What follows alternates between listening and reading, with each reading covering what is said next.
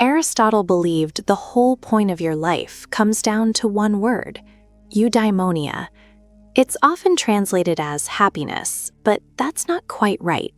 It's more like flourishing, becoming the fullest version of what you were meant to be. And for Aristotle, flourishing meant living in accordance with your highest virtues, day after day, not once in a while when it's convenient. He believed every human being has a function, almost like a craft, and your job is to perform that function excellently. So a good life isn't about what happens to you, it's about who you become through what you repeatedly do. Virtue wasn't a mood for Aristotle, it was a discipline. And the purpose of your life? To practice that discipline until excellence becomes second nature.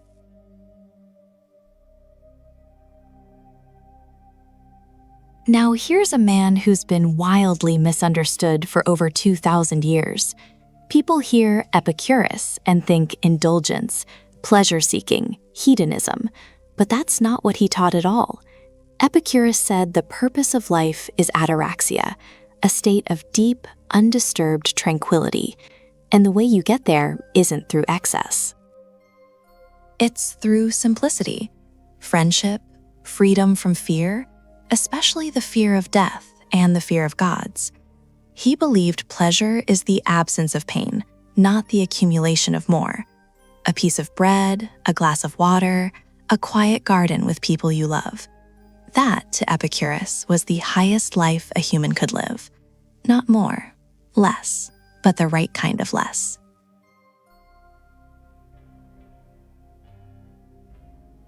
The Stoics looked at the world and saw chaos, war, loss, betrayal, and they asked a radical question. What if peace has nothing to do with what's outside of you? What if the entire purpose of your life is to master what's within? That's the core of Stoicism. You can't control the storm, but you can control how you stand in it. Marcus Aurelius, Seneca, Epictetus, they all pointed to the same truth. Live according to reason, accept what you cannot change, and find your freedom not by escaping difficulty, but by meeting it with dignity. The purpose of life for a Stoic is not comfort, it's character.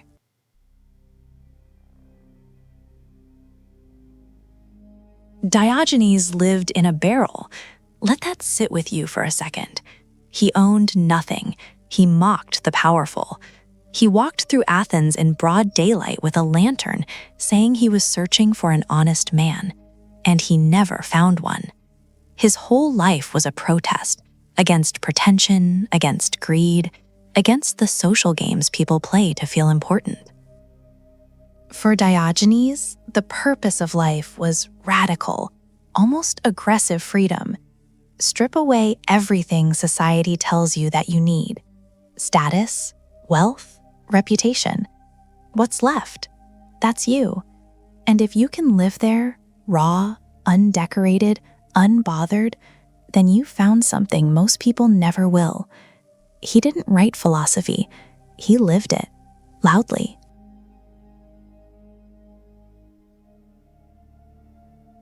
Socrates never claimed to know the purpose of life, and that's exactly what made him dangerous.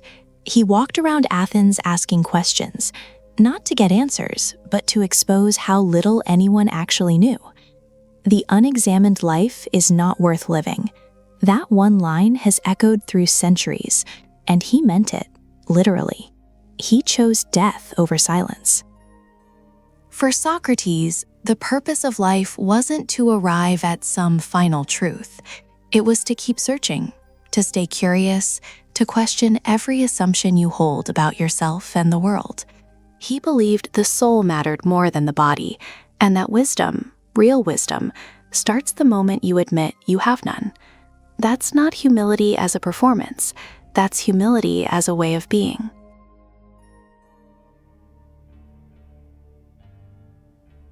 Lao Tzu would probably laugh at this whole list. The idea of defining the purpose of life in words, he'd say you've already missed it. The Tao that can be spoken is not the true Tao. And yet, he still wrote. He gave us the Tao Te Ching, 81 verses of the most quietly powerful philosophy ever put to page. For Lao Tzu, the purpose of life is alignment with nature, with the flow of things, not forcing, not grasping, just being. He called it Wu Wei, effortless action, like water that doesn't fight the rock, but over time shapes it completely.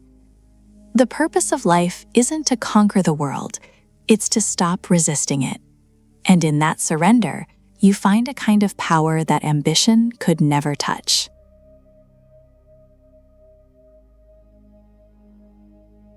Plato believed this world, everything you can see and touch, is a shadow, a copy, a flickering projection on the wall of a cave.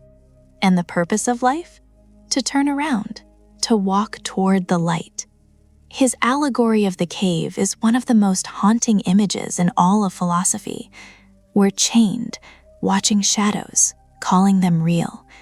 But the true world, the world of forms, of perfect truth, beauty, and goodness, exists beyond what your senses can reach. For Plato, the purpose of life is the ascent of the soul, away from illusion, toward the form of the good, which he placed above everything, even existence itself.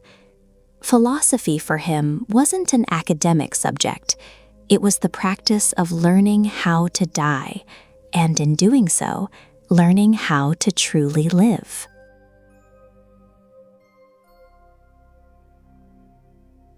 The Buddha sat under a tree and refused to move until he understood why we suffer. And what he found shook the foundations of human thought. Life is suffering, not because the world is cruel, but because we cling. We cling to pleasure, to identity, to people, to the idea that things should be permanent when nothing is. The purpose of life in the Buddha's teaching is liberation, nirvana, the cessation of that endless craving that keeps pulling you back into the cycle of pain. And the path there isn't through belief, it's through practice, the eightfold path, right speech, right action, right mindfulness. It's a discipline of letting go, not once, every single day. The Buddha didn't ask you to worship him, he asked you to wake up.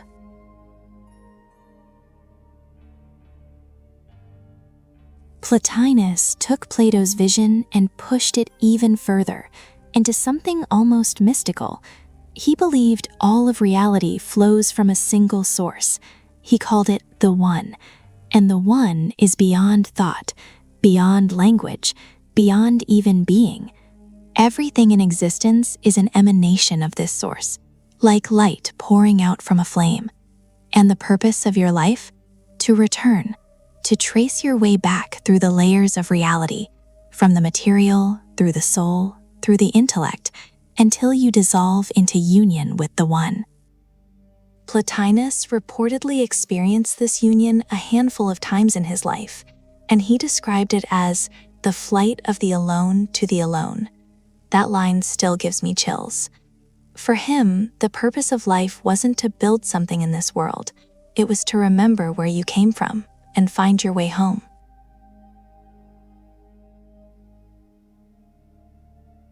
Rumi didn't philosophize from a distance. He burned. Every word he wrote came from a place of longing so deep it almost doesn't feel safe to read. For Rumi, the purpose of life is love. Not romantic love, though he used that language beautifully. Divine love. The kind that tears you open and rebuilds you into something you didn't know you could be.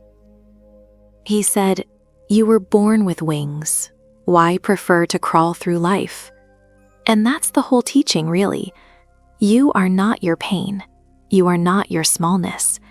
You are a piece of the divine, wrapped in skin, aching to remember itself. The purpose of life is reunion with God, with truth, with the love that was there before you were born and will be there long after you're gone. Rumi doesn't ask you to think your way to meaning. He asks you to feel it, to let it wreck you, and to call that wrecking grace.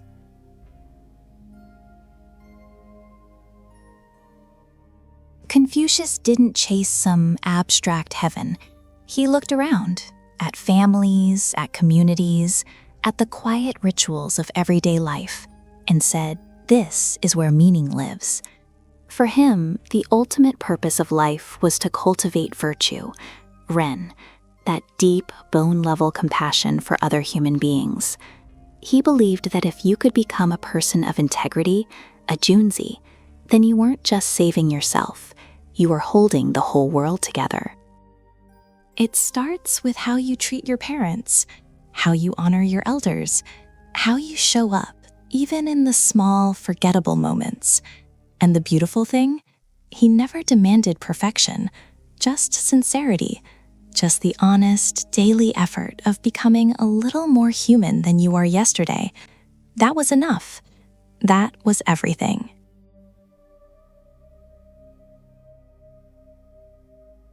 Augustine knew darkness. He lived in it for years. The pleasures, the restlessness, the searching for something that nothing on earth could satisfy. And then he found it. Or rather, it found him. For Augustine, the purpose of life is to return to God. That's it. Every desire you've ever felt, every longing, every ache, it's just your soul homesick for its creator. He said it so plainly, our hearts are restless until they rest in you. He believed we were made for the eternal, but we keep trying to fill that space with the temporary, and it never works. It can't. The whole journey of life for Augustine is learning to love the right things in the right order, with God at the center of it all.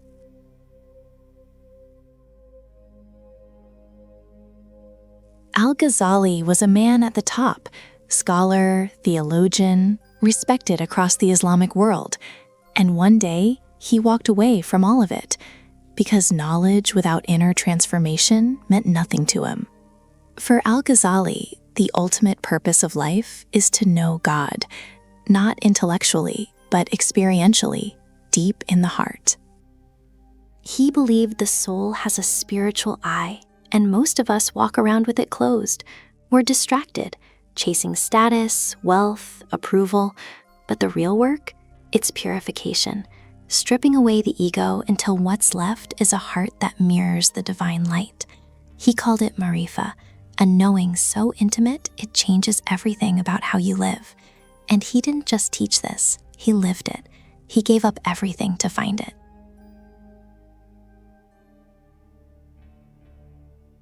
Aquinas was a man of extraordinary precision, a mind like a cathedral, vast, structured, reaching upward.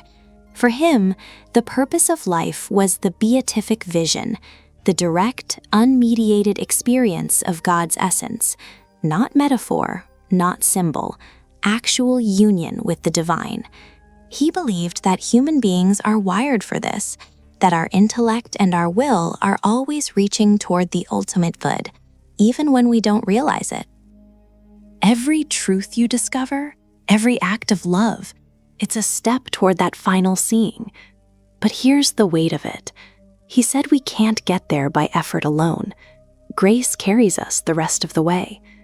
And near the end of his life, after some kind of mystical experience, he stopped writing entirely, called everything he'd written mere straw, as if the destination made all the words unnecessary.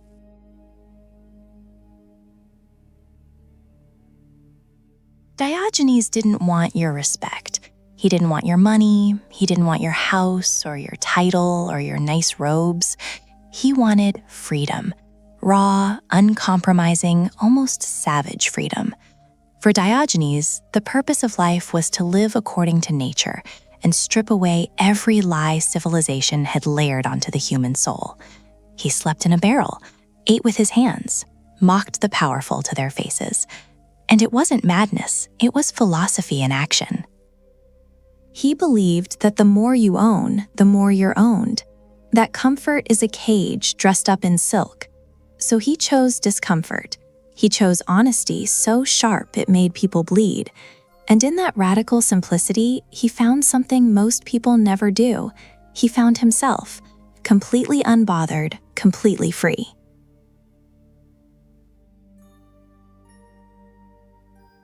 Averroes stood at the crossroads of faith and reason and refused to choose one over the other. He believed both were paths to the same truth. For him, the purpose of life was the perfection of the human intellect, to think clearly, to understand the structure of reality as deeply as the mind allows. He saw philosophy not as a threat to religion, but as its highest companion. God gave us reason for a reason, and to neglect it, to shy away from inquiry, was in his view a kind of spiritual failure. He fought for this idea, was exiled for it, had his books burned, but the conviction never wavered. The mind, fully awakened, reaches toward the divine, not away from it. That was his truth, and he paid dearly to hold on to it.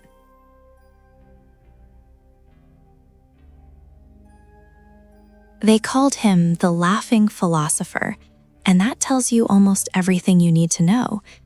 Democritus looked at the universe, this wild, swirling storm of atoms, and smiled. For him, the purpose of life was euthymia, a kind of deep, settled cheerfulness. Not excitement, not pleasure chasing, just contentment, a calm mind that isn't rattled by every passing wind. He believed we suffer because we want too much. Because we chase things that don't last and ignore the peace that's already available to us. So the key was moderation, balance, knowing what's enough. And here's what makes him so quietly radical. He didn't need gods or grand metaphysics to arrive at this. Just observation. Just paying attention to what actually makes a human life feel whole.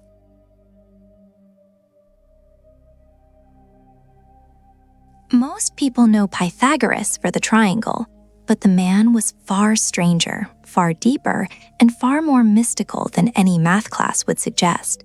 He believed the universe was built on numbers, that beneath every star, every sound, every heartbeat, there was a hidden mathematical harmony.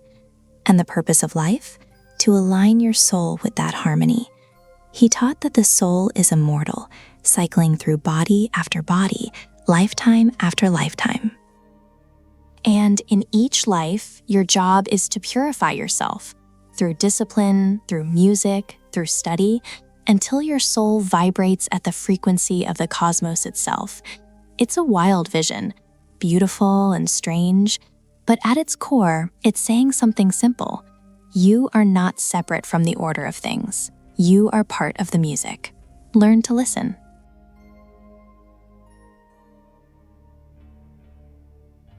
Heraclitus didn't try to make you comfortable. He looked at the world and saw one thing above all: change. Everything flows, everything burns, nothing stays. And for him, the purpose of life was to understand the logos, the deep, hidden law that governs all of this flux.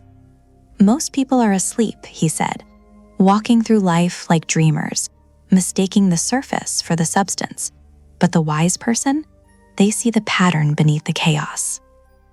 They understand that opposites aren't enemies. They're dance partners, life and death, day and night, war and peace. Each one needs the other. And to live well is to stop resisting the river and start understanding its current. He was difficult, obscure. They called him the weeping philosopher, but maybe he wept because he saw what most people refuse to see.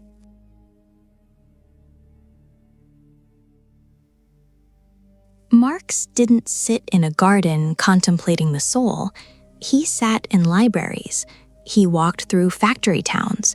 He watched children work until their hands bled, and he asked one devastating question: why? For Marx, the purpose of life was not some spiritual abstraction. It was liberation, real, material, human liberation.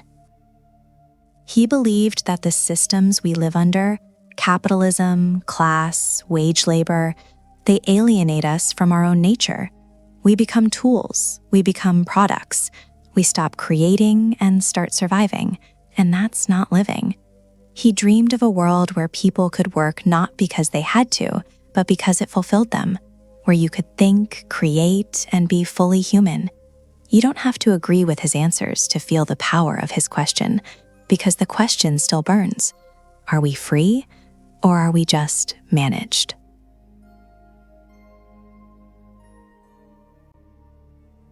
Avicenna was one of the most brilliant minds the world has ever known. A Persian philosopher, a physician, a man who mapped the human soul the way others mapped the stars. And for him, the ultimate purpose of life was the soul's return to God through knowledge. Not just book knowledge, real, deep, illuminated understanding of existence itself. He believed the human intellect could ascend, layer by layer, until it made contact with the divine mind, the active intellect, he called it. That place where human thought touches something eternal. And here's what makes Avicenna so powerful. He didn't separate science from spirituality.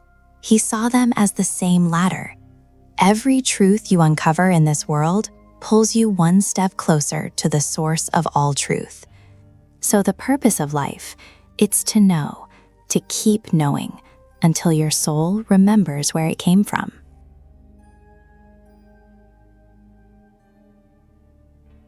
Now, Machiavelli gets a bad reputation. People hear his name and think manipulation, but that's a shallow reading. What Machiavelli really believed was this: the purpose of life is to master the world before it masters you. He looked at human existence and saw chaos, war, betrayal, constant, unpredictable change. And he said, the only meaningful response is to act with strength, cunning, and clarity.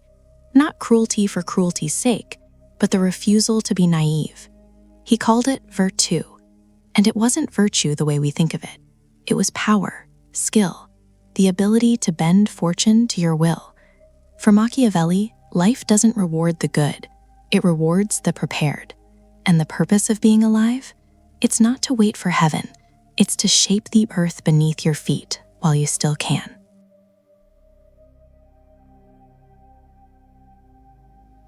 Kant changed everything, and I mean everything. He asked a question that still echoes. What can I truly know? What should I do? And what may I hope for? For Kant, the ultimate purpose of life comes down to one thing: living according to duty. Not because it feels good, not because someone's watching, but because reason itself demands it. He called it the categorical imperative. Act only in a way that you could will your action to become a universal law.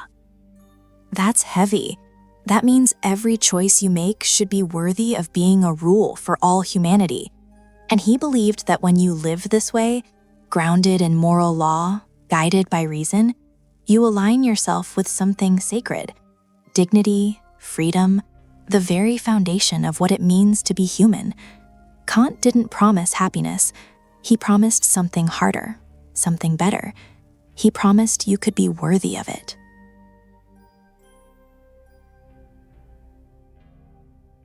Gandhi didn't just think about the purpose of life. He lived it, bled for it. And for him, that purpose was painfully simple: truth. He called it satya. And he didn't mean honesty the way we casually throw that word around. He meant truth as the fabric of existence, truth as God. He believed the entire point of being alive was to seek that truth through selfless service, through nonviolence, through stripping away everything false in yourself, every ego, every fear, every comfort that separates you from the suffering of others. And the method? Love. Not soft love, fierce love. The kind that stands unarmed in front of an empire and doesn't blink. Gandhi's message is uncomfortable because it asks everything of you. But that was his point. Life isn't something you receive. It's something you give away, completely. And in that giving, you find what's real.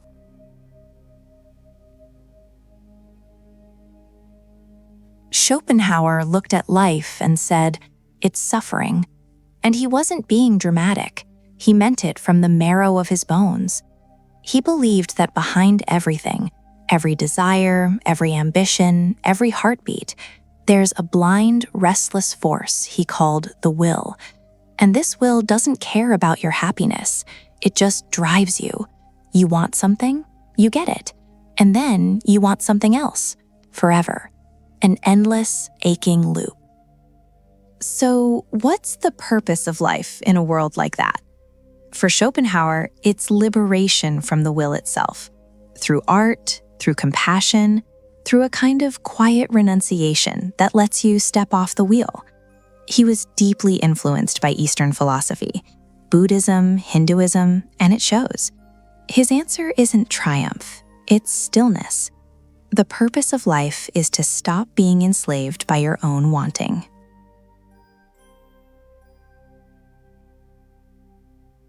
Nietzsche, just the name carries weight, and he's the philosopher who dared to say, "God is dead."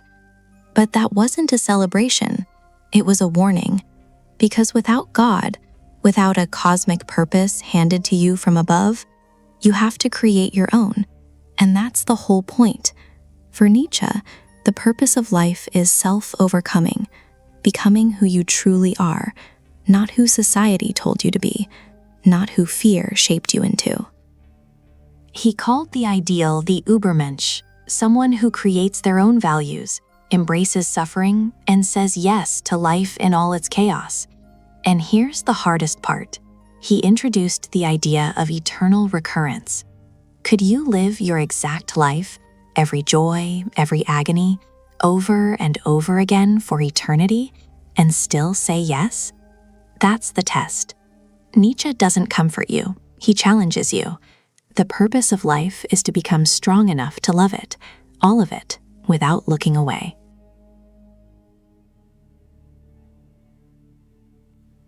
Lao Tzu is the quiet one, the one who doesn't shout. And maybe that's why his words cut the deepest.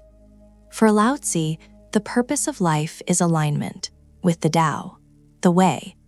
And the Tao isn't a god, it isn't a rule book. It's the flow of everything, the rhythm of rivers and seasons and stars. And your only job is to stop resisting it. He called it Wu Wei, effortless action, not laziness. Something far more radical than that. It's doing without forcing, moving without grasping, being like water, soft enough to yield, powerful enough to carve stone. Laozi believed that the more you chase purpose, the more it runs from you. The more you try to control life, the more it breaks in your hands. So the answer? Let go. Be empty. And in that emptiness, everything arrives.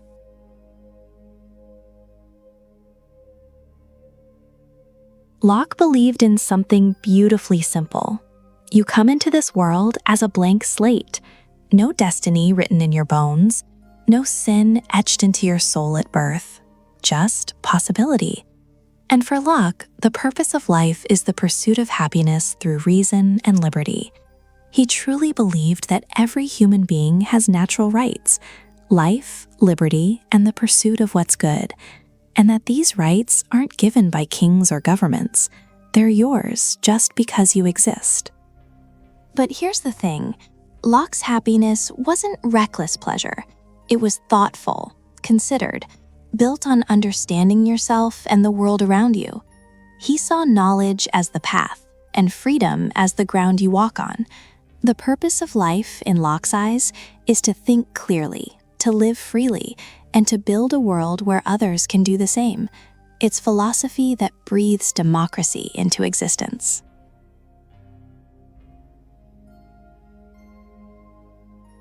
Emerson looked at the world and saw one thing everywhere, the divine, in every leaf, every face, every quiet morning. And he believed the purpose of life is self-reliance, trusting the voice inside you more than any institution, any tradition, any crowd. He said, to be yourself in a world that is constantly trying to make you something else is the greatest accomplishment, and he meant it. For Emerson, your soul isn't separate from nature. It's woven into it. You are an expression of the same force that moves through trees and oceans and stars. And the purpose of being alive? It's to honor that, to live originally, to stop imitating and start creating from the deepest, truest part of who you are. He didn't want followers. He wanted individuals, people brave enough to listen to their own spirit and trust what it says.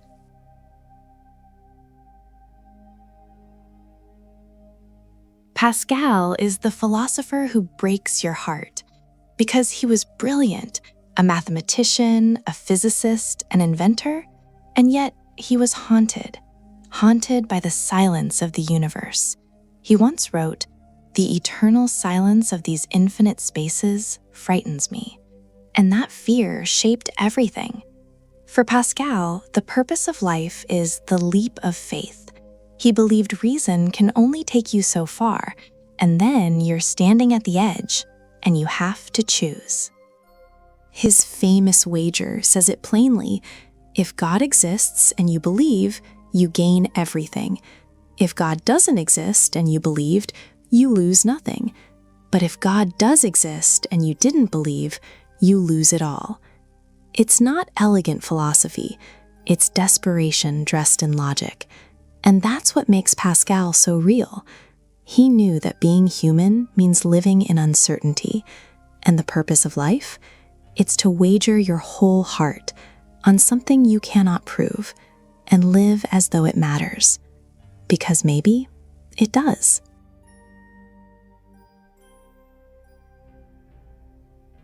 Sartre said something that terrifies most people. He said, "You have no purpose." Not one that's been assigned to you, anyway. There's no blueprint, no divine manual. You exist first, and then you decide what you become. That's his famous idea. Existence precedes essence. You weren't born with a meaning stitched into your soul.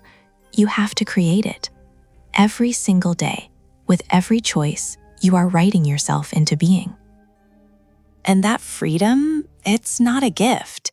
It's a burden, because if nothing is decided for you, then everything is your responsibility. Sartre believed the ultimate purpose of life is to live authentically, to stop pretending someone else wrote your story. You are the author. The pen never leaves your hand, and that's both the beauty and the terror of being human.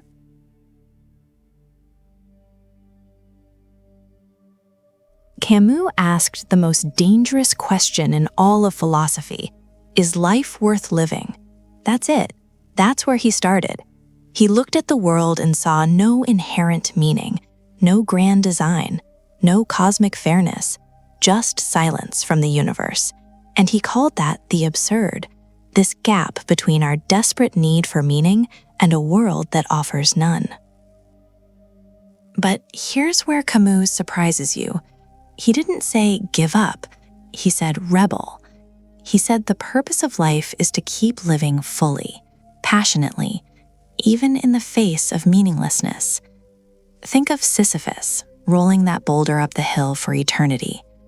Camus said we must imagine him happy, not because the task has a point, but because the struggle itself, the defiance, is enough.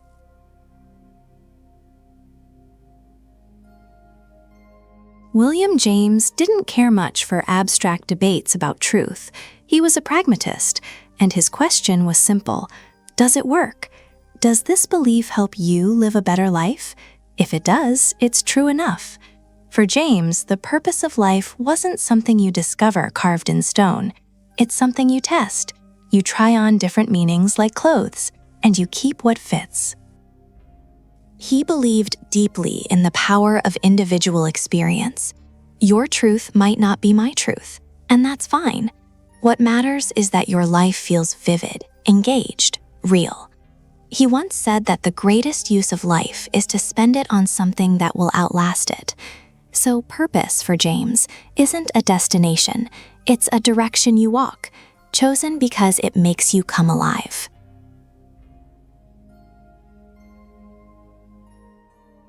Hegel saw the entire arc of human history as one massive unfolding, a spirit, what he called the absolute, slowly becoming aware of itself through us, through our conflicts, our revolutions, our art, our suffering. Every contradiction in life isn't a mistake, it's a necessary step. Thesis, antithesis, synthesis. That was his rhythm of reality. And the purpose of your life? You're part of something enormous. You are consciousness evolving, freedom realizing itself across centuries. Hegel believed we don't just live in history, we are history thinking itself into existence. It's grand, almost overwhelming, but it means even your smallest struggle carries weight, because nothing is wasted in the march toward greater understanding.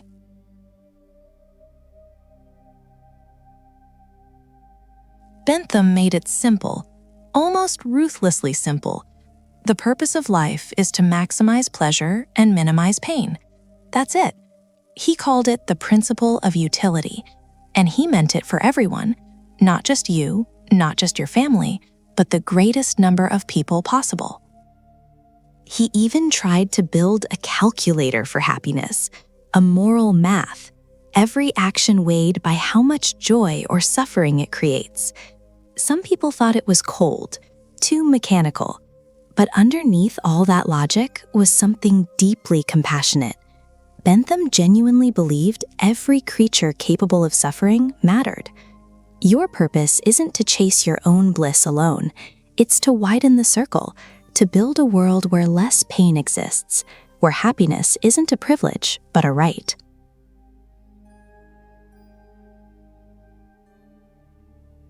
Hume was the great skeptic. He looked at reason, that thing we're all so proud of, and said, it's not in charge. Passion is, emotion is. Reason is just the servant of our desires. And the purpose of life? It's not found in some grand metaphysical truth. Hume didn't trust those. He trusted experience. He trusted what you feel when you sit with a friend, when you laugh, when something moves you without explanation. For Hume, meaning comes from human connection, from sympathy, from the natural pull we feel toward one another. Stop searching the heavens for answers. They're right here, in the warmth between people. Life's purpose isn't a theory to be proven. It's a feeling to be lived. And the moment you stop overcomplicating it, you're already there.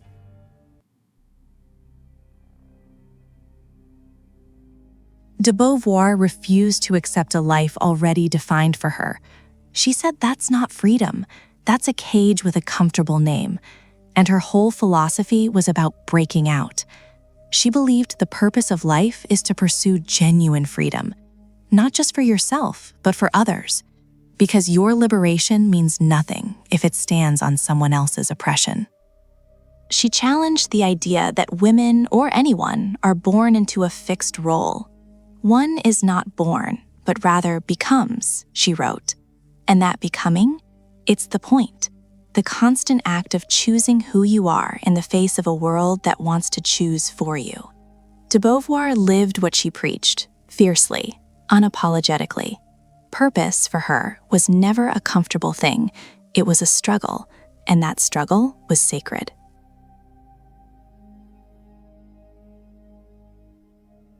Frankl didn't theorize about suffering from a library. He survived Auschwitz. He watched people lose everything, their families, their dignity, their bodies, and he noticed something extraordinary. The ones who survived weren't always the strongest.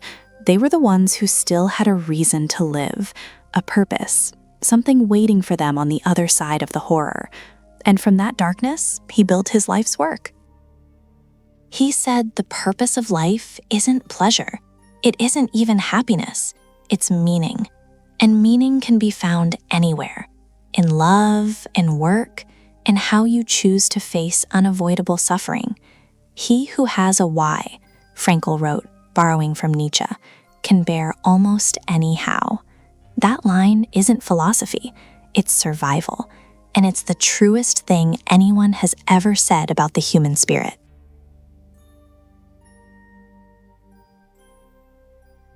Kierkegaard was lonely, deeply, and maybe that's why he understood the human soul the way he did. He said most people sleepwalk through life. They follow the crowd, they do what's expected, and they never once make a real choice.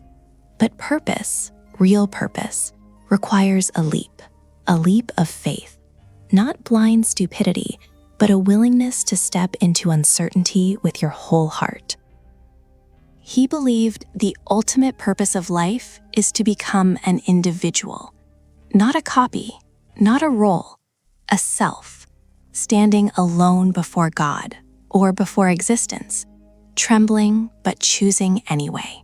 He called despair the sickness unto death, and the cure, commitment, passion, choosing something with every fiber of your being, even when you can't prove it's right. That's what it means to be alive.